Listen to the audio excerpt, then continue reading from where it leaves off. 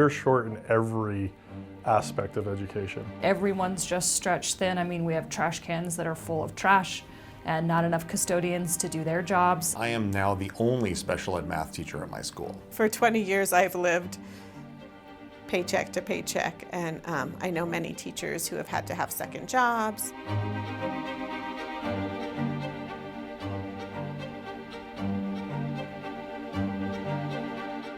But what we said to teachers is, those are the standards. If you're departing from that and you're teaching kids based on race, you could be disciplined as a result of that. But to actually teach our children that one group is advantaged and another is disadvantaged simply because of the color of their skin cuts across everything we know to be true. Governor Bill Lee has signed a bill that would censor academic discussions about American history, race, and gender in Tennessee classrooms. In our efforts to increase pay, we often hear, well, you know, educators should do the work because they love to do the work and they want to help kids. But that's an unfair statement to make, to expect that, you know, we'll keep piling on and be critical at the same time and still expect you to do it for poverty wages. One of the things that the governor has done successfully is propose increasing minimum tier salary levels and how we structure our pay for educators to a much higher level than we've ever seen. So a first-year teacher would make $50,000. That's a good wage in New Mexico. Certainly it's not the end wage that we'd want to see for folks in our schools, but it's a great first step. The average educator now is at 64,000, makes us the highest in the region, and that's before we're going to add 7% raises. So having a $15 minimum wage, for example, in addition to that 7%, is really going to be life-changing, especially for hourly educators.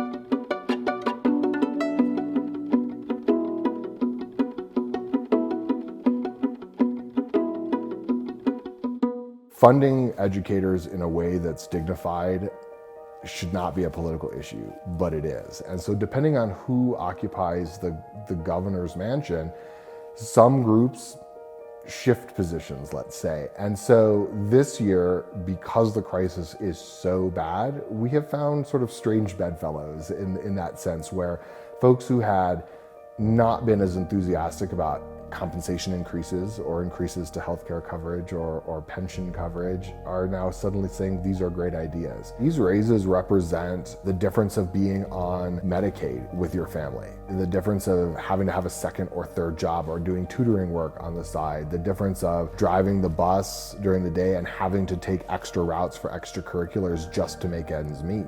So having these increased compensation flow down to the workers gives people dignity. It shows that their work is being respected. I think the proposed raises in this year's legislative session mean that we are finally going to be competitive in this part of the country for people to want to come to New Mexico to work and live and play, and maybe we'll be able to be a role model for other states surrounding us. I could go to Texas, but they tell me that I have to teach history a certain way. I can go in Arizona, but you should hear the things that their governor says about teachers. Arizona kids are going to stay in their classroom, and we're not going to let the union thugs play Chicago-like games in Arizona. And then you look at New Mexico and go, man, they're paying the same amount. They are actually treated like professionals.